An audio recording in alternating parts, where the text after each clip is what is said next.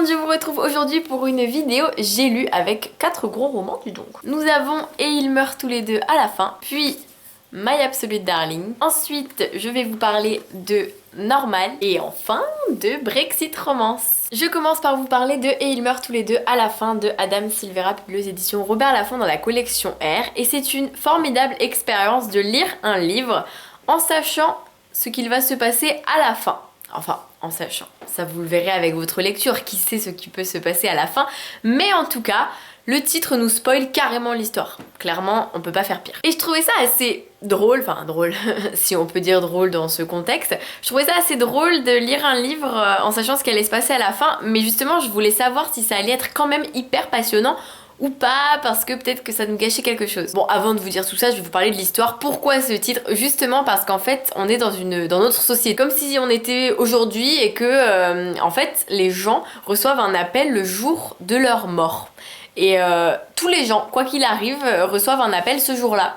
Donc on peut ne jamais se faire appeler avant nos 103 ans, mais on peut aussi se faire appeler à 16 ans. On suit Mathéo et Rufus. Mathéo et Rufus qui ne se connaissent pas. Mais qui vont tous les deux recevoir cet appel. Ils ignorent totalement pourquoi, ils ignorent totalement de quoi ils pourraient mourir, parce que évidemment quelqu'un qui est dans un hôpital atteint d'un cancer ou quoi, s'il reçoit cet appel, il y a peu de chances qu'il meure en se brûlant dans un incendie ou un truc comme ça, enfin bref, vous voyez le genre quoi. Mais là, tous les deux, ils comprennent pas. Mais malheureusement c'est comme ça, c'est le destin. Dans cette société, quand on nous appelle, point, ça arrive, point. Et pour leur dernière journée, ils vont décider de profiter. Elle va pas forcément commencer comme ils le pensaient, elle va pas forcément se terminer comme ils le pensaient non plus. Mais par les deux chemins qu'ils vont emprunter, ils vont se rencontrer, et cette rencontre, c'est absolument toute cette histoire, toute la beauté de cette histoire. Et moi, j'ai vraiment été passionnée du début à la fin, j'ai trouvé leur relation absolument adorable, je les ai trouvés tellement touchants, ils ont des caractères très différents. Mathéo est un personnage assez renfermé, réservé, qui a vraiment du mal à parler aux autres, et Rufus c'est un peu tout le contraire, mais finalement tous les deux en se rencontrant ils vont s'équilibrer, ils vont découvrir ce que c'est d'avoir un ami proche, voire de rencontrer ce qui pourrait se rapprocher de l'amour, et j'ai vraiment trouvé ça absolument sublime. Donc voilà, c'est une trop belle histoire qui mélange l'amour, l'amitié, la fraternité, la tristesse aussi, mais aussi les joies de la vie, et j'ai trouvé ça absolument trop beau. J'ai adoré aussi le fait que la bisexualité ou l'homosexualité soit vraiment mise dans ce roman comme si c'était... Enfin, ça l'est, mais le problème c'est que c'est très souvent mis en avant de la sorte, comme si c'était vraiment normal, enfin on ne s'étale pas dessus, et ça j'ai trouvé ça vraiment génial, parce que du coup voilà, c'est naturel comme ça l'est d'ailleurs en règle générale. C'est vrai que beaucoup de livres se concentrent là-dessus, mais là non, on se concentre pas sur ça, on se concentre sur ces deux personnages fascinants. J'espère que vous vivrez ce petit bout de chemin avec eux, parce que moi j'ai adoré le vivre, et je vous le recommande beaucoup beaucoup beaucoup, parce que c'est juste une belle expérience de lecture, et comme je vous disais, l'expérience du titre qui spoil, bah au final le livre était génial quand même, donc allez-y. Puis on a quand même un peu de suspense en fait, il faut dire ce qui est. Pourquoi ils vont mourir? Est-ce qu'ils vont mourir vraiment? Pourquoi? Comment vont-ils mourir? Ça aussi, ça tourne dans notre tête. Alors là, j'ai lu un livre un peu hard, donc sachez que toutes les personnes qui me suivent et qui ont moins de 18 ans, je vous interdis de lire ce livre, clairement. Enfin, je dis moins de 18 ans, mais même moi, à 20 ans, il y a des trucs qui m'ont choqué, mais choqué.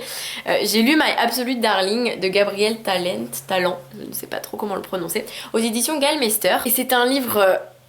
Waouh, hyper lourd à lire, hyper dur à lire, mais en même temps fascinant. Je saurais pas trop le décrire.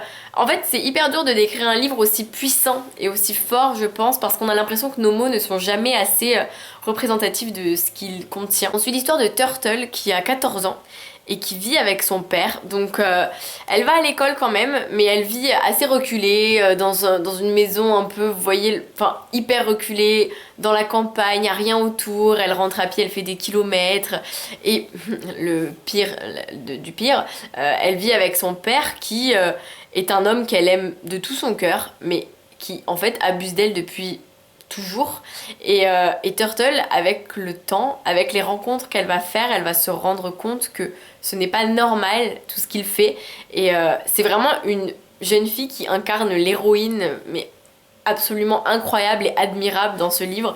On est juste totalement sous son charme, et en même temps on se dit mais c'est juste pas possible, mais en fait ça existe, mais c'est juste pas possible, des gens qui sont aussi tordus et aussi malsains, et en plus qui évidemment avec le temps, avec l'éducation, finissent par faire comprendre à l'enfant que c'est comme si c'était normal, et du coup nous quand on le lit on se dit mais non c'est pas normal, arrête, et elle c'est normal, ça fait 14 ans qu'elle vit comme ça, on voit pas pourquoi elle penserait autre chose, mais vraiment il y a...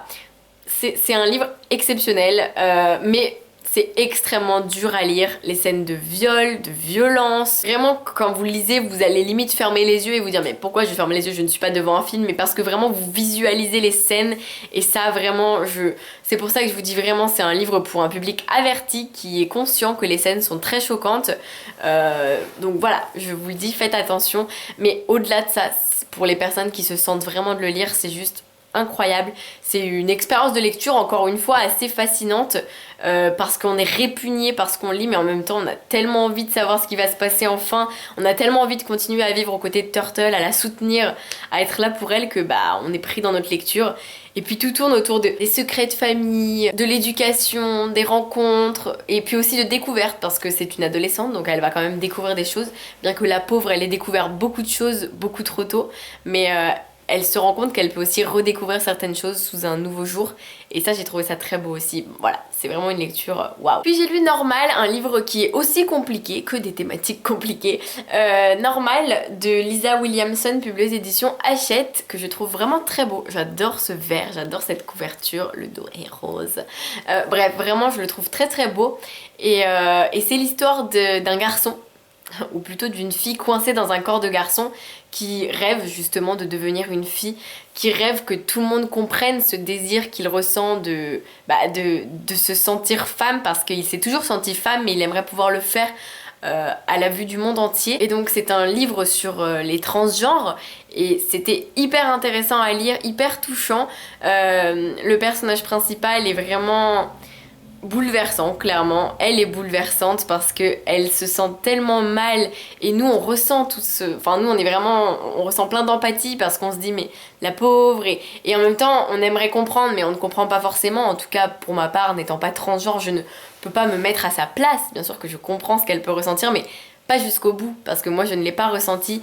Et c'est aussi pour ça que les livres sur ce sujet sont très importants, parce que ça met des mots sur des choses qu'on ne ressentira peut-être jamais, mais il faut comprendre ces personnes-là pour les aider, et puis surtout pour ne jamais juger ce mal-être qu'elles peuvent ressentir. Moi j'ai vraiment beaucoup aimé cette lecture, j'ai trouvé qu'elle était vraiment touchante, et que le personnage principal était touchant, et les différentes rencontres qu'elle va faire vont la mener vers des découvertes assez surprenantes. Personnellement j'ai beaucoup aimé la tournure qu'a pris l'histoire, j'ai beaucoup aimé la confrontation avec les parents, avec les amis, j'ai vraiment beaucoup aimé toutes ces choses qui vraiment ont forgé ce livre, et voilà, je vous le recommande beaucoup. Vraiment c'est un sujet qui à mes yeux est très bien traité dans ce roman là. C'est pas toujours le cas, et ça a le mérite justement de ressortir lorsque c'est le cas, donc je vous le dis. Et voilà, si c'est un sujet qui vous intéresse, n'hésitez pas. Et même si ça ne vous intéresse pas forcément, foncez, parce que en soi c'est quand même une belle histoire d'amour, et puis ça vous apprendra plein de choses du coup. Et enfin j'ai lu Brexit Romance de Clémentine Beauvais, publiée aux éditions Sarbacane dans la collection Exprime. J'ai même la petite invitation de la sortie du livre, le mariage. Brexit Romance c'est juste hyper génial, parce que c'est l'histoire d'une entreprise de mariage arrangé. Parce qu'en fait, avec le Brexit, il y a des jeunes Anglais et des jeunes Français qui sont pas du tout d'accord, qui ont envie d'avoir un passeport dans les deux pays, et donc une jeune femme décide de créer avec son frère une entreprise, une société secrète bien évidemment, qui à l'extérieur fait croire que c'est une société de rencontre, mais à l'intérieur en vérité c'est une société de mariage arrangé pour pouvoir obtenir des passeports. C'est vraiment hyper tordu en soi, hein. Vous vous dites les gens vont quand même se marier et vivre 5 ans avec une même personne pour pouvoir obtenir le passeport, mais en même temps c'est vraiment hyper intéressant. C'est politique, parce que dans notre société actuelle, il faut se dire que c'est un peu ça qui va se passer en fait. Les gens qui ont envie de pouvoir accéder librement à ces pays parce qu'ils ont de la famille là-bas ou quoi, techniquement ils n'auraient pas d'autre choix que de faire ça. C'est ça qui est super avec ce livre, c'est que ça nous fait nous poser des questions sur la politique, sur notre société, mais en même temps on suit une histoire hyper drôle, hyper mignonne. Enfin moi j'ai trouvé que c'était un condensé d'amour, de réflexion, d'amitié, de fraternité, de découverte culturelle, et j'ai vraiment trouvé ça passionnant. C'est un des plus gros Sarbacane que j'ai lu, parce qu'il est vraiment énorme. Il fait 450 pages presque, donc quand même il y a pas mal de textes, mais il se dévore parce qu'il est juste hyper intéressant, hyper passionnant et addictif, et vraiment on n'a qu'une envie, c'est de savoir ce qui va se passer ensuite et ensuite et ensuite.